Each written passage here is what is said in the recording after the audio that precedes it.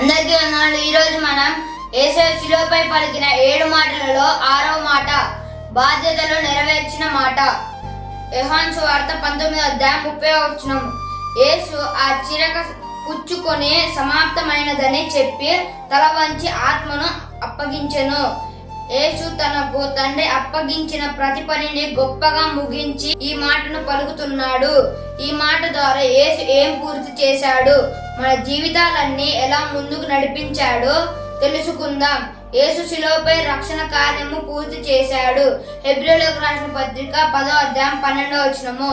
పాపముల నిమిత్తమై సదాకాలము నిలుచు యొక్క బలిని అర్పించి మన పాపపు రుణమును పూర్తిగా చెల్లించాడు.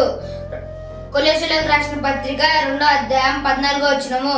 దేవుడు వ్రాత రూపకమైన ఆజ్ఞల వలన మన మీద రుణముగాను మనకు విరోధముగాను నుండిన పత్రమును మేకులతో సిలువకు కొట్టి తన గురించి రాయబడిన ప్రతి లేఖనమును నెరవేర్చాడు. యోహాను సువార్త 19:28.